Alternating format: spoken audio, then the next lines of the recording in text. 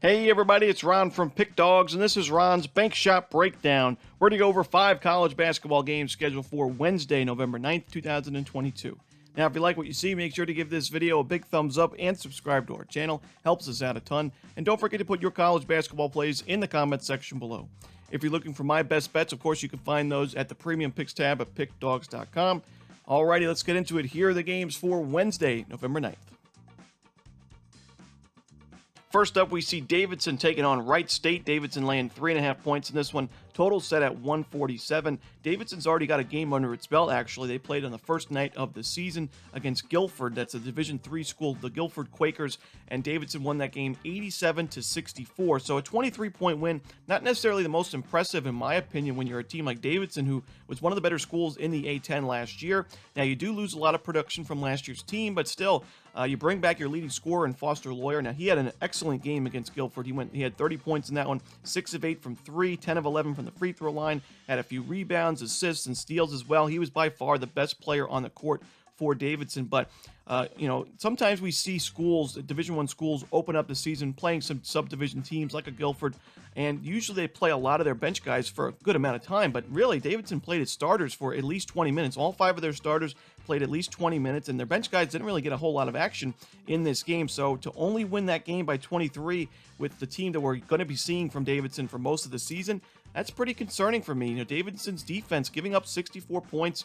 They were really reliant on the three-point shot offensively, which is another concern, and they had 13 turnovers, not what we're used to seeing from a Davidson team.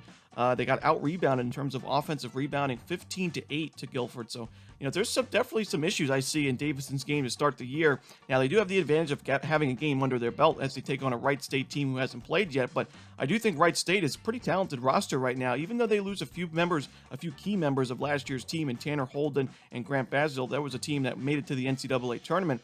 You still bring back Trey Calvin and Tim Fink and A.J. Braun, so 3 of your top 5 leading scorers from last year's roster is on this team. You bring in some nice transfers as well, and I think the big-time transfer is Amari Davis, who was at one point was a double-digit scorer in Division I hoops. He played last season at Missouri, had 9 points per game, and he struggled from the perimeter. He's not really a perimeter threat, but he is definitely a scorer and a playmaker that I think is going to really help this Wright State team offensively. And with my concerns with Davidson's defense, especially with the defensive glass giving up those 15 offensive rebounds to Guilford, I do think Wright State will have some success offensively in this game. We know Davidson's going to be fine offensively this year. They're going to shoot a ton of three-pointers, and Foster Lawyer is going to make a ton of those himself. So I think this game's going to be pretty high scoring, but I wouldn't count Wright State out. I think they're a live home dog in this game. So I'm going to take the points. I'm going to lean towards the over in this Davidson Wright State game. Next up, we see Monmouth taking on Seton Hall. The Pirates laying 19 points in this one. Total set at 135. Monmouth last year, 21-13 overall. They were 11-9 in conference play, and they had 2 wins in the conference tournament in the MAAC tournament, losing to the eventual champions in St. Peter's. We know St. Peter's had a nice run themselves in March, but Monmouth, pretty successful year overall. But now, last year they were ranked inside the top 175 in KenPom ending the year. This year ranked 251st going into the season, and they're in a new conference in the CAA, the Colonial Athletic Association. This is a Monmouth team with a lot of new faces. Last year's top 4 leading scorers are gone, so they have a lot of production to replace, and it's not going to be easy to do that against a pretty tough defensive team in Seton Hall on the road to start the year. And Seton Hall themselves, a lot of new players on their roster and a lot of transfers for this team, a ton of transfers. And there's no surprise as there was a new head coach in town for Seton Hall in Shaheen Holloway, who got the big-time job after leading St. Peter's to the NCAA tournament in a deep run. So Shaheen Holloway knows a little thing about Monmouth basketball, and St. Peter's last year was a fantastic defense. That was the big reason why they made it so deep in their conference tournament and in the NCAA tournament. So I expect Seton Hall's defense to be very good this year as well. And it was no surprise when you look at last year's team, ranked inside the top 35 in adjusted defensive efficiency. I think Seton Hall is going to have a very good defensive day against Monmouth, a team that doesn't really have a bona fide scorer right now, at least going into the year. They'll eventually find somebody, but not a lot of scoring from last year's team on this roster. I think it's going to take some time for this offense to get going, and I do think Monmouth defensively will be fine like they were last year, ranked inside the top 150 in adjusted defensive efficiency. A lot of new players on both of these teams, some new systems as well, a really good defensive-minded coach in Shaheen Holloway with Seton Hall as the favorites. I'm going to take the under in this game. I like Seton Hall to win this one, but I can't lay 19 points with the team in its first game with really a new system. I'm just going to take the under here. The total is set pretty low for a reason. So give me the under in Monmouth Seton Hall. In our next matchup, we see Hampton taking on James Madison. The JMU Dukes are laying 16 points. Total set at 149. And James Madison is another team that has a game under its belt. They played Valley Forge on day one of the season, and they won that game 123-38. But I'd say be careful when it comes to overreacting to that final score. That was against a Division III school, and as Division III school, it struggled against D1 opponents in recent years. I remember UMBC playing Valley Forge about 3-4 years ago, and it was a similar scoreline, and actually might have been a little bit worse in terms of the final score. So yes, it was an impressive win, and you like to see you always like to see your team win by a score like that, 123-38. But this will be a game against Hampton, a Division I school, will be more of a true test to see where we're at with JMU this season. But I do like this JMU team on paper, even without that game. I kind of wish that they didn't play that game, because the value we may have gotten with JMU kind of slipping a little bit because of the natural overreaction to that performance. But this is a team that's got a lot of experience. They've got some talented guards and some talented scorers. And Mezzi Offerum, I think, was a big-time transfer that's a little bit more of an underrated transfer. I like what I saw from him last year at Mount St. Mary's, and he was pretty talented at George Washington as well. He's going to be really helping this front court overall. And speaking of front court, that's where I really worry about Hampton this season. There's only 3 listed forwards on this Hampton Pirates roster going into the year. This is one of the smallest teams and really in college, Division I college basketball. Yes, there's some talented guards, but you're losing your leading scorer from last year and leading rebounder in Najee Garvin. 15.2 points per game, 6.5 rebounds per game. That's just really tough to replace for a team that really struggled last year on both sides of the ball.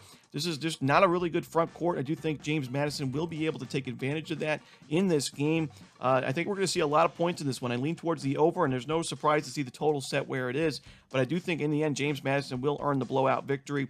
I wouldn't be surprised to see this line rise. It's at 16 right now.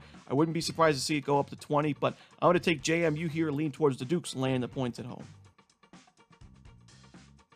Next up, we see South Dakota State taking on Boise State. The Broncos laying 7.5 points. Total set at 144. This is a tough game to handicap, in my opinion. I'm really interested to watch this one as a fan and as a handicapper going forward. I really want to see Boise State on the court this year, as they're replacing a lot of production from last year's team, but they also bring back a few talented pieces from last year's roster in Marcus Shaver Jr. and Ty Dagenhart. 2 guys that I think could be Players of the Year candidates in the Mountain West this season. Ty Dagenhart especially, who was 42.5% from 3, 9.9 points per game as a freshman last year. And I think he's going to have a big game in this one. I think he's going to have a big season overall. I think Boise State brought in some good transfers, some necessary transfers to help both bolster their backcourt and their front court.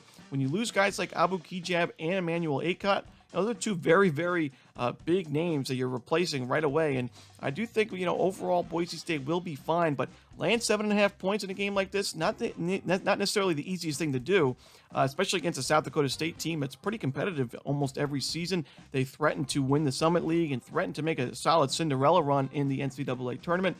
But the thing for me, and the reason why I'm leaning towards Boise here, is I think South Dakota State's going to need a few games to really get going offensively and find their footing, as their offense, at least on paper right now, and what we saw in their first game, is acting a little bit different than what we saw in years past. Last year, South Dakota State was number 1 in the nation in effective field goal percentage and 3-point shooting percentage. But this season, in game 1 of the year, they only shot 15 attempts from 3, and they only made 4 of those attempts, 26.7%. So, I'm not going to overreact to the shooting numbers on paper, but I am going to say, they only shot 15 attempts. Akron had 31. That's a little bit interesting from the number 1 3-point shooting team from last year.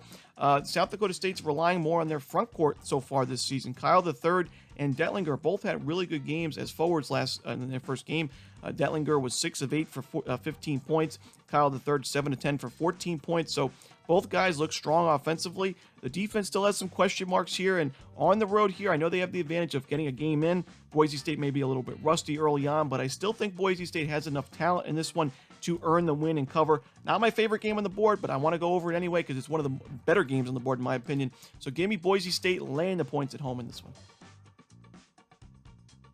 And the final game we're going to go over for Wednesday's card, we see Kansas City and LSU. LSU laying 21.5 points. Totals at 142.5. Now, I don't like to overreact to a certain performance, especially game 1 of the season. There's plenty of things that can go down in game 1. We saw USC, Oklahoma, and Florida State all get upset on day 1 of the year against Stetson, Sam Houston, and Florida Gulf Coast. So, there's definitely some, natural overreaction that you want to stay away from in certain spots. But Kansas City losing to Lincoln, a Division II school, a subdivision team, 59-56, and now going on the road facing LSU, just not really a great spot. And LSU is not really a type of team that I would want to lay this many points with, because it's basically a new system and a new roster, a lot of new faces, a lot of transfers, and it's the coach from Murray State, Matt McMahon, that is the new LSU coach. He brings with him a lot of the Murray State players, KJ Williams included, who was one of the more higher scoring players in college hoops last year, 18 points per game,